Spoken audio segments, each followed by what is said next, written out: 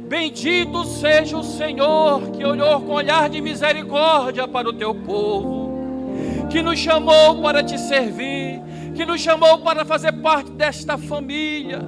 Independente de que nós éramos, o Senhor nos escolheu, o Senhor nos amou primeiro. Continua agindo no seio da igreja, continua falando no nosso interior, Senhor. Nós queremos estar mais perto de Ti, nós queremos estar prostrado diante dos Teus pés, Senhor. Para onde nós iremos se só o Senhor tem a palavra da salvação? Por isso continua operando, continua falando, continua nos instruindo, admoestando a estarmos diante da Tua presença, porque breve o Senhor virá, breve o Senhor vem buscar a sua noiva, aleluias. Toma o Teu servo nesta noite, Senhor. Usa ele como um instrumento para nos admoestar, para nos exortar, ainda que o discurso seja duro, Senhor. A Tua palavra, ela vem de encontro aos nossos corações, para forjar em nós o caráter de Cristo. Continua operando, continua falando, continua fazendo aquilo que apraz ao Senhor nesta noite, Pai. Em nome do Senhor Jesus, em nome de Jesus. Vem dizendo a Ele, porque o Senhor é bom, sua misericórdia dura para todos sempre. O Senhor está aqui nessa noite, falando aos corações. Ele está aqui recebendo o nosso louvor. Ele está aqui para receber a tua adoração. Ele está aqui para receber o teu aleluia. Está aqui para receber teus gestos de amor a Ele, porque Ele habita no meio dos louvores do seu povo. E se nós somos, e se você é povo de Deus, dê um glória a Jesus nesta hora, porque Ele está aqui, aleluia. O Senhor está presente. Não sejamos como Agar, que declarou e disse: o Senhor que tudo vê estava aqui, eu não percebi. O Senhor está aqui, perceba que Ele está aqui conosco nesta noite. Ele vai falar conosco, Ele vai falar comigo, Ele vai falar com a igreja, vai falar com cada um de nós, porque nesta noite o Senhor quer falar conosco que nós precisamos seguir por um caminho que é mais excelente. Vamos repetir? O Senhor quer me levar para um caminho mais excelente. Não é só um caminho excelente, é um caminho que é mais excelente do que o excelente. É isso, meus irmãos, que nesta noite eu quero compartilhar com cada um de nós. Algo que Deus já tem falado há muito tempo ao meu coração, muito tempo não, desde o final do ano passado, algo que Deus tem tratado ao meu coração sobre essa necessidade de nós enxergarmos com mais carinho, com mais atenção a palavra do Senhor, sobretudo no que diz respeito à vida comunitária, à vida de uma igreja, à vida congregacional. E Deus tem nos colocado, tenho falado sobre isso, já fui corrigido pela missionária. Deus tem me dado um coração cada dia mais quebrantado. Eu choro mais fácil, eu parece que estou com vontade de estar mais perto das pessoas. Coisas que eu não gostava de fazer tanto, agora passo a fazer simplesmente por uma oração. Senhor, me ensina a amar como o Senhor amou. E nessa noite eu quero trazer para nós essa palavra, para que você também, juntamente comigo, também faça essa oração. Senhor, me ensina a viver este amor que a Tua palavra nos ensina. Você tem coragem de fazer esta oração a partir de hoje na sua vida? Amém? Vamos ver se você vai ter essa coragem mesmo depois da mensagem de hoje. Porque nós vamos compreender a respeito deste amor que nós precisamos viver, que está no capítulo 13 da primeira carta de Paulo aos Coríntios. Um texto poético, um texto profundo, um texto que já foi cantado por poetas seculares. Inclusive Renato Russo já compôs uma música baseada neste capítulo de 1 Coríntios 13, cânticos, sem falar no nosso inário evangélico também, louvores e cânticos que falam sobre este amor. Mas se nós não entendermos o contexto de que por que Paulo escreveu esse capítulo 13, nós vamos fazer apenas do capítulo 13 um cântico de amor, ou poesias que nos tornam sentimentais, ou criaremos sermões sentimentalistas que alcançarão o sentimento da alma. E é isso mesmo, sermão sentimentalista que alcançam apenas a alma. Temos que entender o porquê que Paulo escreve o capítulo 13. O capítulo 13, ao final, é basicamente o fechar da epístola de Paulo, dessa primeira epístola, para tentar resolver todos os problemas que aquela igreja de Corinto estava vivendo. Nós vamos ver que Paulo escreve essa primeira carta para tratar dois problemas principais. E aqui eu peço que você se concentre um pouco nessa contextualização para que a gente entenda o capítulo 13. Paulo escreve por dois propósitos principais: resolver dois problemas principais da igreja de Corinto. Um problema relacional e um problema moral. Repita comigo: um problema relacional e um problema moral. São esses dois problemas que Paulo procura resolver, e a partir do capítulo 13 ele vai dar o arremate final da solução para resolver esses problemas. Essa igreja de Corinto, ela era uma igreja que já desde o início da carta, no capítulo 1, no verso 7, Paulo diz: é uma igreja que tem todos os dons, é uma igreja repleta de aptidões espirituais, é uma igreja cheia de carisma. E quando eu digo carisma aqui é na concepção da palavra grega, era cheia de poder do Espírito Santo. O carisma, ou era uma igreja carismática, era uma igreja que era instrumento de Deus, do Espírito Santo, para fazer muitas coisas, para fazer milagres, para curar, para fazer prodígios, para proclamar o Evangelho. Portanto, era uma igreja cheia de carisma, era uma igreja carismática, porém faltava caráter nessa igreja. Por isso, ele procura resolver um problema moral. Porque apesar do poder do Espírito Santo que fluía por meio dos irmãos dessa igreja, existiam problemas morais. Então era uma igreja carismática, empoderada pelo Espírito Santo, mas que lhe faltava caráter. Era também uma igreja cheia do conhecimento da palavra de Deus. Era uma igreja que tinha pessoas com dom da ciência, com o dom do conhecimento, tinha doutores e intérpretes da palavra de Deus, tinha pessoas que eram conhecedoras da palavra, mas ao mesmo tempo que eles tinham conhecimento e eram cheios da palavra, ao mesmo tempo eram vazios de amor. Vamos entender quais eram os problemas relacional e problemas morais.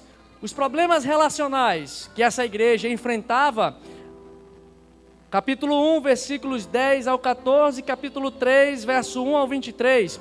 Era uma igreja que tinha dissensões, que tinha divisões, que existia inveja, que existia contenda entre os irmãos. E o resumo desta divisão, o resumo desta dissensão, era um jargão que eles diziam: eu sou do partido de Paulo. E outros diziam: eu sou do partido de Apolo. Eles eram como meninos. Paulo inclusive diz que isso era um sintoma da carnalidade daquela igreja. Veja o paradoxo, irmãos, veja o contrassenso. Era uma igreja carismática, cheia dos dons, não lhes faltava nenhum dos dons, segundo 1 Coríntios 1, verso 7 diz que não faltava nenhum dom a essa igreja. Mas ao mesmo tempo ela era uma igreja carnal, uma igreja que tinha dons espirituais, mas que Paulo chama de carnais, porque eles eram invejosos, eles eram contenciosos e eles eram partidaristas, faziam divisões entre si. E Paulo chama eles de meninos em Cristo. Mas veja que paradoxo, que diferença. Uma igreja cheia de dons, mas ao mesmo tempo carnal e menino. Carnal e infantil, porque eles estavam brigando por coisas desta terra, por aparências desta vida. Paulo inclusive diz que quando ele chega para trazer o evangelho aos coríntios, ele diz: eu não vim trazer o evangelho trazendo uma mensagem de sabedoria humana, ao contrário, o evangelho que eu vos preguei foi o evangelho do poder de Deus que transforma a vida das pessoas. Então Paulo vem dizendo: quem é Paulo? Quem é Apolo? No jogo do bicho, né? Na linguagem popular. Quem é Paulo para ser alguém do partido de Paulo? Quem é Apolo para dizer a alguém que eu sou de Apolo? Paulo, inclusive, no capítulo 3 diz isso. Eu plantei a igreja de Corinto.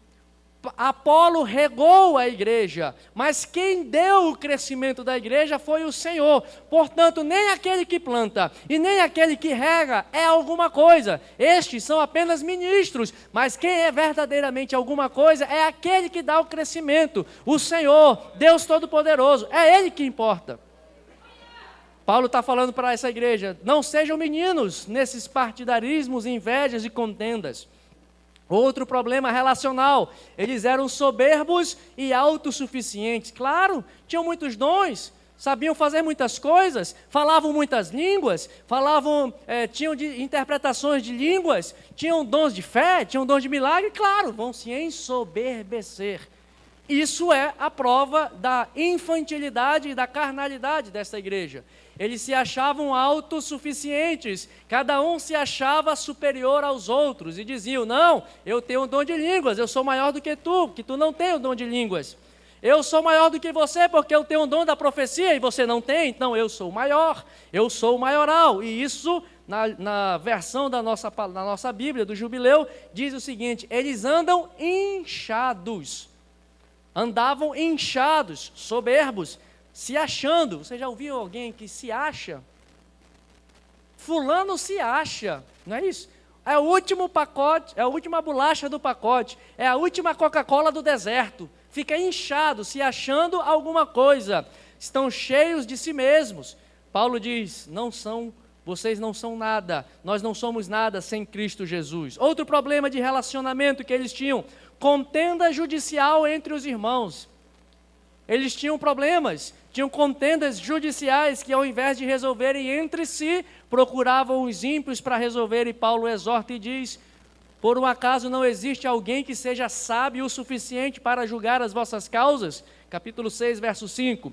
Capítulo 6, verso 7, Paulo diz, por que vocês não deveriam preferir sofrer o dano, sofrer a injustiça, ao invés de querer reivindicar o seu direito? Irmão, não tem aquelas pessoas que dizem, não, eu tenho direito.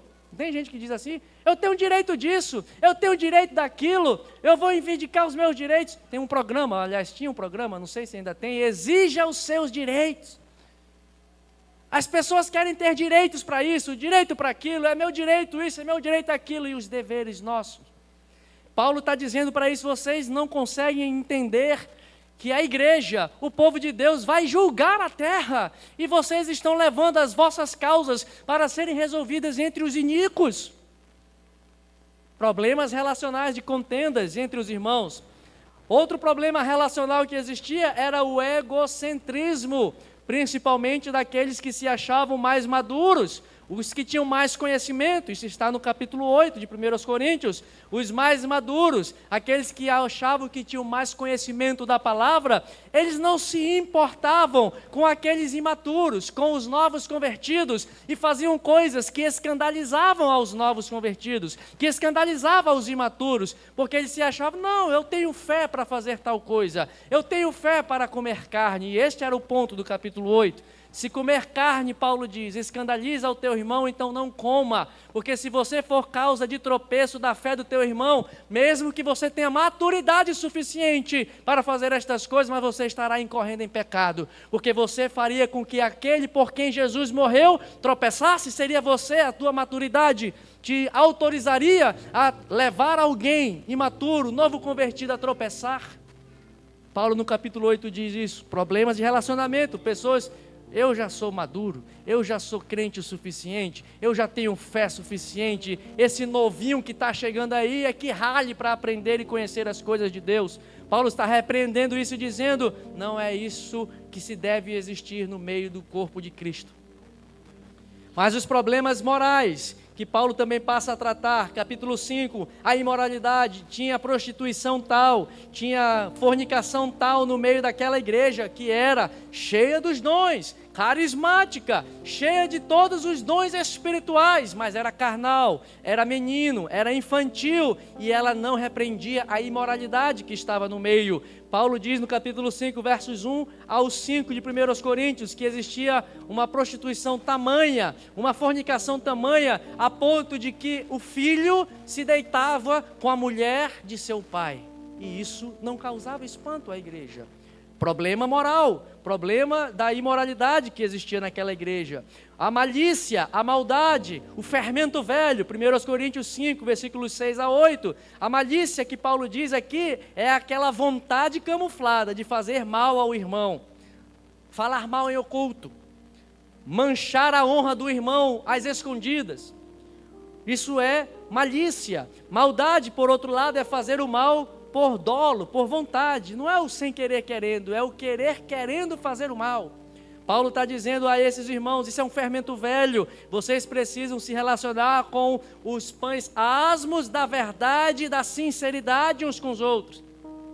Paulo está exortando então essa igreja, essa falta desta moral para a vida daquela igreja, mas ao mesmo tempo ela era uma igreja cheia dos dons, cheia do carisma, cheia do poder de Deus. Veja, irmão, como é que uma igreja como essa, cheia dos dons, tinha esses problemas tão graves? Outro problema moral, faltava generosidade e cuidado para com a liderança. Capítulo 9 de 1 Coríntios, Paulo compartilhava as bênçãos do Evangelho, Paulo ensinava as bênçãos espirituais, e ele diz, não é digno, porém, eu também, que compartilho as dádivas celestiais, não receber de vós o sustento das coisas materiais. Eles honravam os de fora, mas a Paulo, que foi aquele que gerou Cristo naquela igreja, eles desonravam. Veja a seriedade, meus irmãos, mas ao mesmo tempo era uma igreja carismática, cheio de dons, cheio do poder de Deus. Eles também tinham murmurações, reclamações, capítulo 10. Existia, apesar de tudo isso, ainda existia heresia no meio do culto daquela igreja. 1 Coríntios, capítulo 11. Eu fiz um panorama aqui, meus irmãos, rápido, do capítulo 1 ao capítulo 11. Todos os problemas que Paulo procura combater. E a partir do capítulo 12 até o final, ele vem trazendo a solução. E aí no capítulo 12 ele fala a respeito do corpo de Cristo. Viver, meus irmãos, um evangelho, viver uma vida com Deus, resumindo esta vida com Deus apenas ao exercício dos dons espirituais, é simplesmente viver uma religiosidade vazia. Vou repetir. Às vezes nós buscamos dons espirituais, quero falar em línguas, quero ter visões espirituais, quero ter discernimento do Espírito Santo. Se vivermos tudo isso tão somente o desejo de ter essas coisas, não deixará de ser apenas uma religiosidade vazia, que atende apenas às vaidades humanas, que atende apenas os desejos mais íntimos da alma carnal, infantil e menina, que se nós não nos atentarmos, podemos cair nela. E aí então Paulo começa a partir do capítulo 12 a dizer, mas espera aí, o corpo de Cristo, há diversidade de dons, há diversidade de poder. O carisma, o poder que Deus distribui, é um poder divino que Ele concede pelo Espírito Santo para capacitar a cada crente a compartilhar a misericórdia de Deus para com o mundo. Ele quer dizer o seguinte, todos os dons que Deus nos dá, e Paulo fala de 9 dons no capítulo 12, são 9 dons que Deus distribui para toda a igreja. Ele distribui capítulo 12, verso 8, o dom da palavra da sabedoria, o dom da palavra da ciência, o dom da fé, o dom de curar, o dom de operação de milagres, no verso 10, o dom de profecia, dom de discernimento dos espíritos, variedade de línguas, no verso 10 ainda, e interpretação das línguas. São todos esses dons que são o carisma que o Senhor distribui para a igreja por meio da ação do Espírito Santo. Eram esses dons que esta igreja estava repleta de fé, de carisma, de palavra de ciência, de palavra de sabedoria, de dons de curar, operando milagres, prodígios, falando em profecias, discernindo os espíritos, mas é a mesma igreja que Paulo chama: vocês estão como carnais, vivendo apenas para os seus belos prazeres. Paulo então começa a falar também da diversidade de ministérios, e ele diz, são os ministérios, ele fala que Deus distribui para toda a igreja, são o tipo de serviço que Deus distribui para os crentes para promover a unidade da igreja e para unificar e para edificar os membros de cada um de nós, a cada um de nós. E no capítulo 12 ele cita 8 ministérios, uns foram chamados, versículo 28, uns foram chamados primeiramente para apóstolos, depois para profetas, doutores, operadores de milagres, dons de curar, socorro, governos e variedades de línguas. Se nós analisarmos, meus irmãos, e pensarmos, Paulo relaciona 8 serviços, 8 ministérios, e pelo que parece ele organiza no sentido de prioridade. Primeiro apostolado, depois profecia, depois doutores e assim por diante.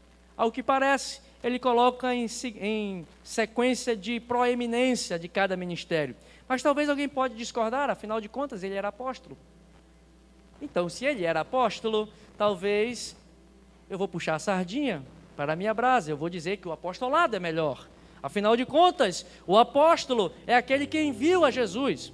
Um apóstolo é aquele que implanta uma igreja. Um apóstolo é aquele que doutrina o povo de Deus. Então, certamente, esse deve ser um dom ou um ministério melhor de todos. Mas se nós pararmos para refletir, talvez plantar igreja, somente isso não é suficiente. Talvez o melhor dos ministérios seja o ministério profético. Porque, afinal de contas, o profeta aqui é aquele que proclama a verdade, é aquele que anuncia o evangelho, é aquele que às vezes prevê o futuro. Nós temos uma concepção do ministério profético como alguém que é um iluminado, que fecha os olhos e vai além do tempo e enxerga o futuro. Essa é uma das coisas que minimamente um profeta faz. Mas um profeta é aquele que proclama a palavra de Deus.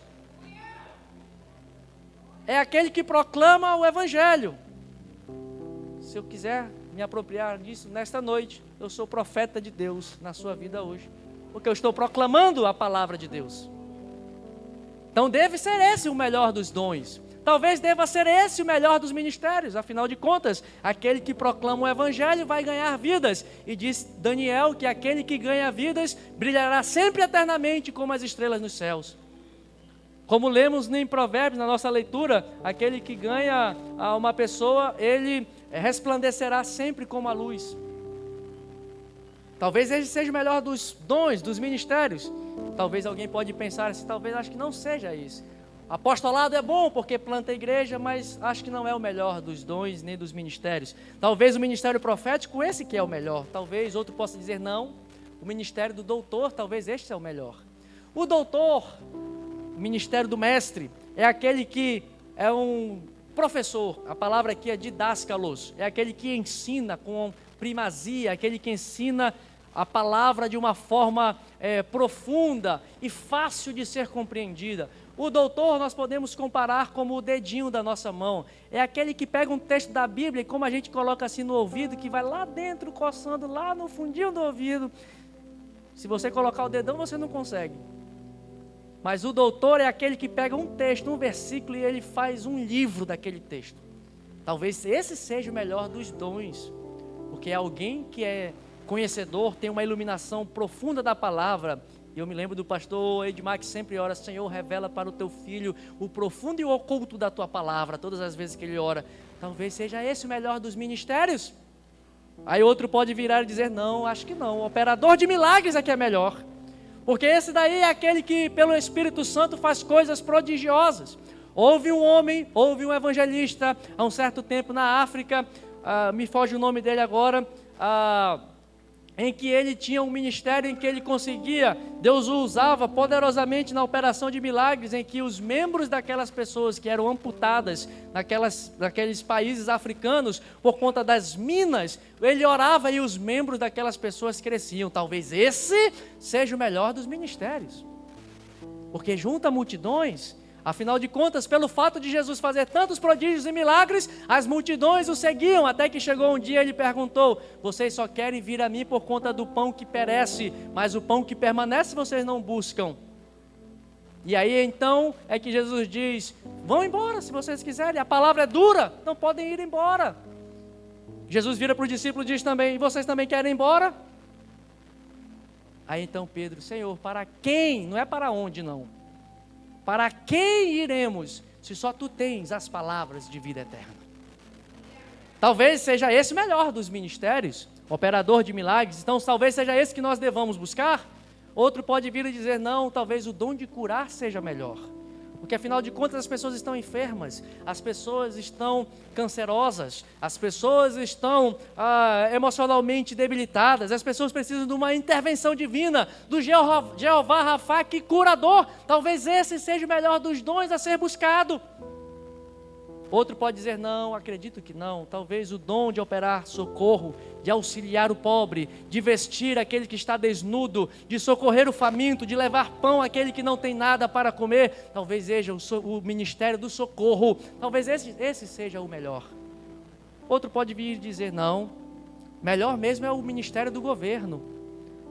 Governo aqui que Paulo diz é aquele que administra, é uma figura que ele quer fazer como um piloto, um comandante que conduz uma embarcação. Essa embarcação é a igreja. Aquele que tem o dom do governo é aquele que administra bem e conduz este navio chamado igreja para os rumos adequados. Talvez esse seja o melhor dos dons, afinal de contas, estamos vivendo em tempos sombrios, em tempos em que nós não sabemos mais quem é quem, nós não sabemos mais quem fala a verdade, quem está anunciando o evangelho puro e genuíno. Talvez precisamos de pessoas que nos governem bem.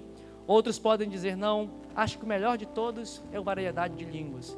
Porque afinal de contas, se eu começar a falar umas palavras diferentes no culto, se eu começar a dizer no meio do culto, o negócio começa a pegar fogo, as pessoas começam a sentir a presença de Deus. Eu acho que se falarem línguas estranhas, aí as pessoas vão perceber que Deus está na casa. Talvez seja esse o melhor dos dons. Veja, irmãos, que era isso que aquela igreja estava procurando. Cada um estava... Eu estou fazendo isso aqui porque é uma teatralização do que está na palavra. Eles viviam assim: eu tenho o dom de línguas, eu sou o melhor. Eu tenho o dom de profecias, eu sou o melhor. Eu sou o doutor. Você tem que me respeitar, rapaz. Você sabe com quem você está falando? Tem essa carteirada, né? Eu sou o doutor, rapaz. Doutor para tuas negras, né? Esse era o problema deles. Paulo vem e resolve o problema. Irmãos, tudo isso que eu falei, a igreja precisa de profecia, a igreja precisa de conhecimento, a igreja precisa da cura, a igreja precisa do governo, a igreja precisa das línguas espirituais, a igreja precisa socorrer uns aos outros, a igreja precisa de profetas, a igreja precisa de apóstolos, a igreja precisa de pessoas que são usadas para operar milagres. Isso tudo é excelente. Repita comigo: isso tudo é. Mas Paulo agora passa a falar sobre um caminho que é mais excelente, irmão. Final do capítulo 12, veja o que ele diz, capítulo 12, verso 30, têm todos o dom de curar, falam todos diversas línguas, interpretam todos, portanto procurai com zelo os melhores dons, mas eu vos mostrarei agora um caminho ainda mais excelente. Tudo isso, irmãos, todos esses dons são excelentes, mas o caminho do amor é mais excelente. E veja que quando Paulo começa a falar deste amor, se você entender, nós vamos ver que este amor que ele está respondendo, tudo que Paulo escreve no capítulo 13, são problemas que estão presentes dos capítulos 1 ao 11. Um autor inglês chamado Jonathan Swift, o autor que escreveu o livro chamado As Viagens de Gulliver, não é cristão, mas ele diz o seguinte: temos religião suficiente para nos fazer odiar, mas não para nos fazer amar. Um ímpio declarou isso. Temos religião suficiente para nos odiar, mas para nos amar nos falta muitas coisas. Por isso eu falei minutos atrás, se vivermos apenas com a ânsia de querer buscarmos os dons, teremos uma religiosidade vazia. E Paulo então começa a dizer e a mostrar este caminho que é ainda muito mais excelente. Se nós não compreendermos esse contexto, se nós não entendermos esse contexto todo que eu apresentei para os irmãos, nós não compreenderemos a profundidade do capítulo 13. O que Paulo está dizendo no capítulo 13, então, ele diz o seguinte, a partir do versículo 1 até o versículo de número 3, ele começa a usar a expressão, ainda que sem amor, nada tem valor.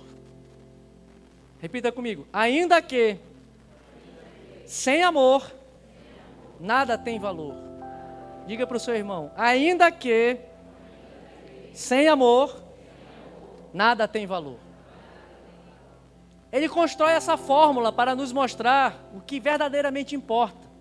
Jesus falou que o mundo, Evangelho de João capítulo 13, o mundo saberá que nós somos discípulos de Jesus quando nós nos amarmos uns aos outros.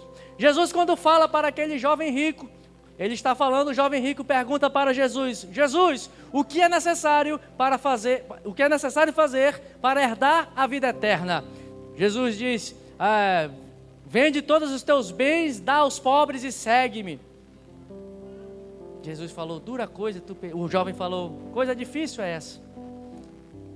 Jesus falou, olha, o amor a Deus e amor ao próximo, nisto resumem-se todos os mandamentos. E Paulo vai nos mostrar justamente isso. E aí ele diz nos versos 1 a 3, ainda que eu tenha variedade de línguas, se não tiver amor, nada tem valor. Irmão, se nós tivermos variedade de línguas, quando ele diz, seremos como um metal que soa, como um metal que tine, é só barulho, é só gritaria. Falar em línguas e não ter amor é só fanfarronice. É só reteté de Jeová que nada edifica. Falar em línguas, mas não ter amor para com o próximo, é vasilha sem azeite. É óleo velho. É azeite velho. É roupa rasgada, querendo se revestir e travestir de roupa nova. Variedade de línguas, mas sem amor de nada serve, não tem valor. E ele continua, ainda que tenha o dom de profecia, eu proclamo o evangelho. E no capítulo 14, Paulo vai dizer, a profecia serve para 3 propósitos. Ter o dom de profecia serve para 3 propósitos. Quais são eles? Versículo 13, capítulo 14, versículo 13. O dom de profecia é para edificar, para exortar e para consolar. Paulo está dizendo, se exercer o dom de profecia sem amor, ao invés de exortar, vai acusar. Ao invés de consolar, vai entristecer. Ao invés de edificar, vai destruir. Porque vai usar da palavra de Deus para matar as pessoas. Porque vai usar o dom profético para destruir as pessoas. Porque o amor no coração de Jesus não serviu para acusar. Ele olhou para aquela mulher adúltera. Todas as pessoas estavam acusando a ela. Foi pega no adultério, na prática, no flagrante delito. Ela era para ser apedrejada, mas Jesus usou o seu dom profético não para condená-la, não para destruí-la, mas ele exortou e falou, agora minha filha, nem eu te condeno, vá e não peques mais. Mas por que Jesus faz isso e exerce esse dom de profecia neste episódio? Porque ele tinha amor no coração. Sem amor não adianta exercer a profecia. Sem amor, ainda que eu tenha fé, sem amor nada tem valor. Eu posso dizer para a montanha, atira-te ao mar, se não tiver amor, nada valerá.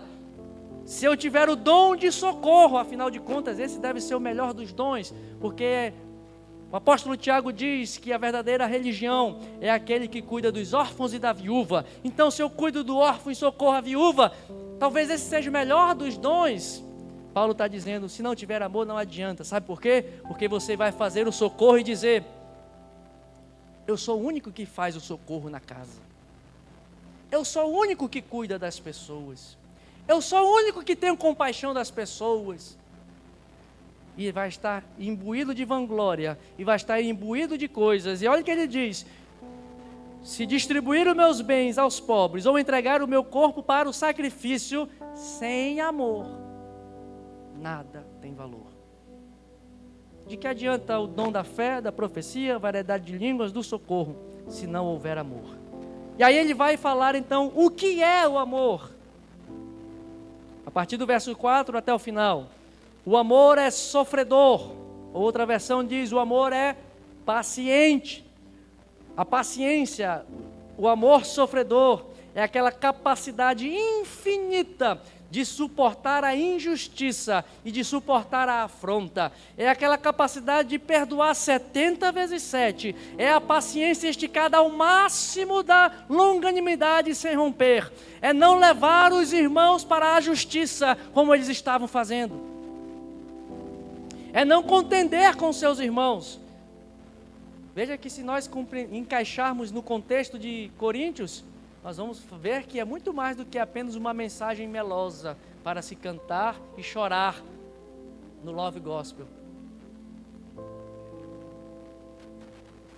O amor aqui, ele diz, o que é mais o amor? Então, ter amor é suportar a injustiça.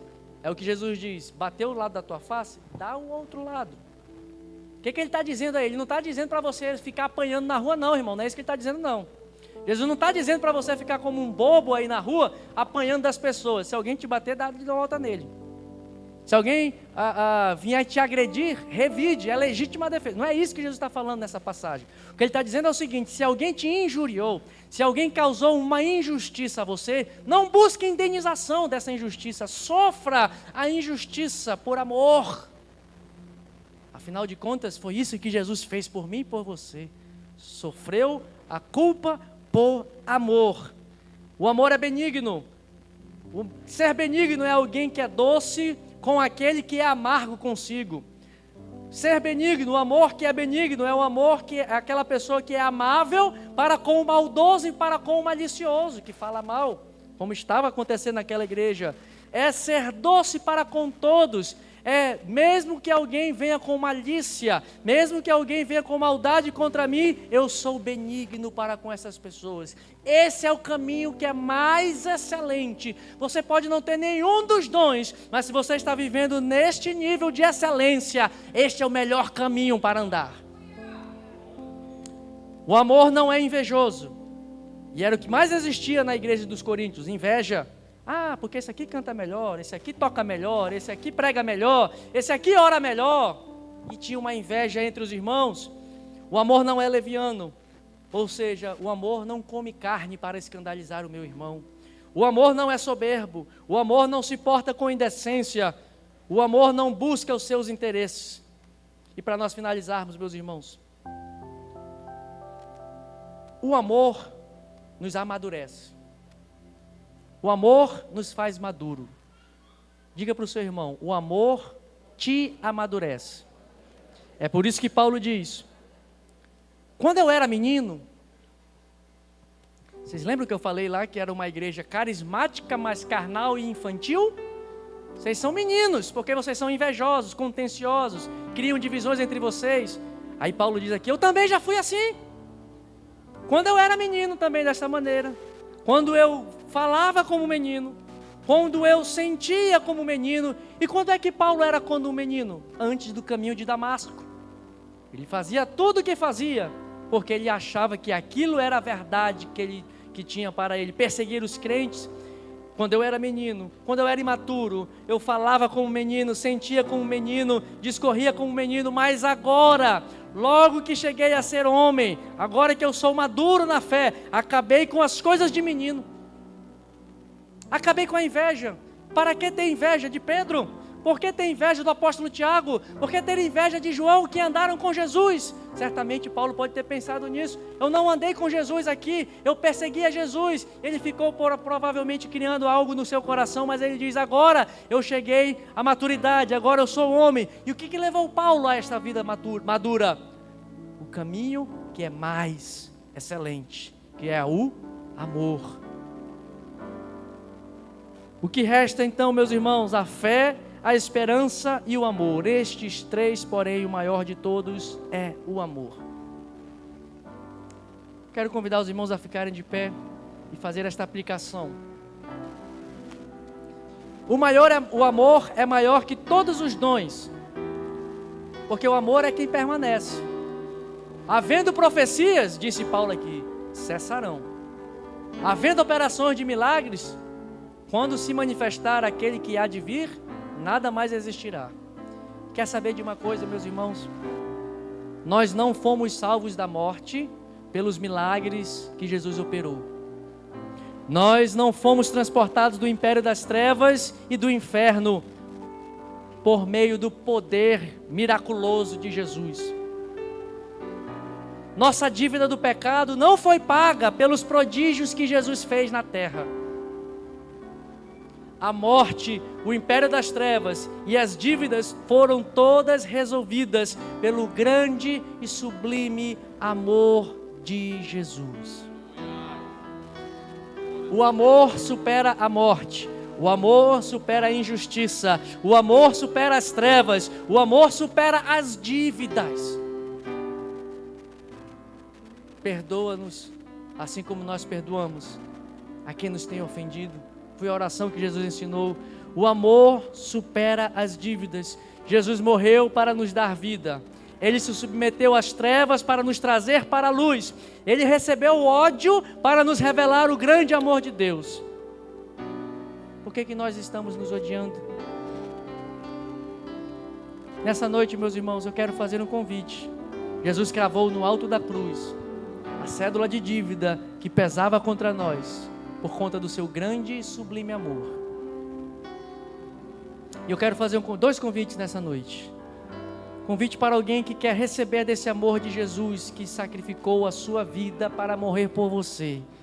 Porque Ele tanto nos amou, Ele tanto te amou, Ele tanto se importou conosco, que Ele deu a sua vida por amor. E Ele disse: Pai, perdoa-lhes, porque eles não sabem o que estão fazendo. Mas também o amor de Deus está nos chamando nesta noite. Compreendendo esta palavra, nós precisamos entender que precisamos caminhar por um caminho mais excelente. Irmão, perdoe quem está te acusando. Libere perdão nessa noite para quem está te ofendendo. Tenha misericórdia para aquele que está sendo sem misericórdia para contigo. Seja benigno para aquele que está sendo maligno para contigo. Seja bondoso para aquele que está sendo maldoso para contigo. Este é o caminho mais excelente. Há alguém para Jesus nessa noite? O mundo vai passar. O mundo vai passar. A profecia vai passar. Tudo há de passar, mas o amor de Deus, que excede todo entendimento, vai permanecer. E é este amor que está aqui nesta noite. Venha para Jesus. Reconcilie-se com Jesus. Volte para Jesus. Ah, pastor, mas eu já sou crente. Volte para Jesus. Se você não está nesse caminho do amor, venha para o caminho do amor mais excelente. Há alguém nessa noite? Aqui o Robson já está aqui. Mas eu sei que nós precisamos sair dos litígios. Nós precisamos deixar as contendas. Nós precisamos deixar as invejas e nos prostrar ao amor de Deus e caminhar neste caminho sobremodo excelente. Tem alguém nesta noite que deseja caminhar neste caminho mais excelente? Vem aqui à frente. Aqui está o Caio. O Senhor vai te levar por um caminho excelente, Caio. O Senhor vai te levar a amar quem te persegue. O Senhor vai te levar a orar por quem te persegue. O Senhor quer te levar a amar o seu irmão. O Senhor quer te levar a perdoar aqueles que aparentemente não têm perdão. Mas Jesus quer nos levar para um caminho mais excelente. Há lugar nessa noite. Há lugar nessa noite. Vamos cantar?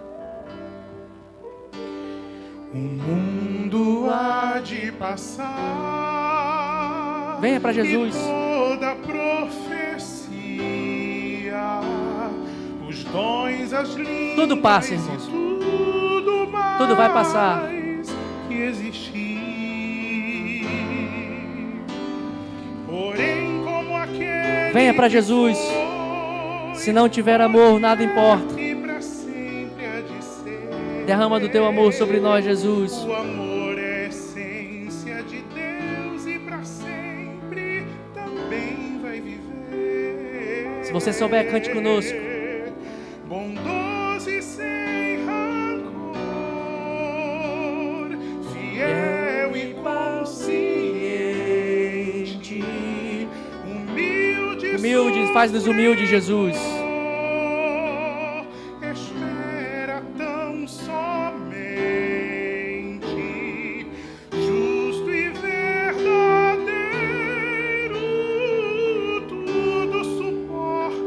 Nos ajuda, Senhor, a suportar. Tão puro e perfeito é o amor. Não busque interesse ou favor. Mistério, expressão, vida e luz do Senhor.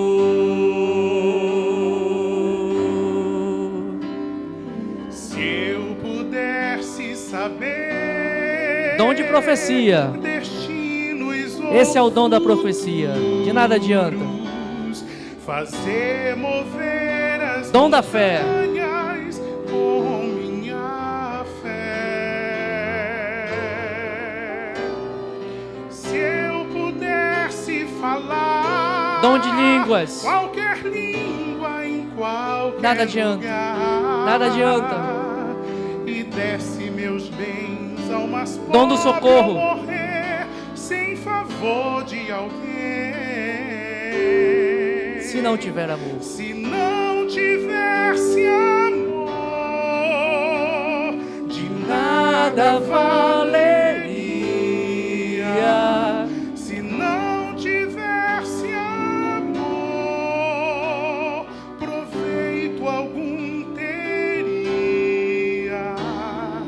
Fria e sem razão. A vida vai ser fria. A vida então passaria. Vazio seria ao falar. Um sino que insiste a tocar. Se dentro de mim não valer. Se o amor. Se não tivesse nada valeria. Se não tivesse amor, proveito algum teria. Fria e sem razão, a vida então passaria. Vazio seria ao falar. Sino que insiste a tocar. Se dentro de mim não valer. Se o amor.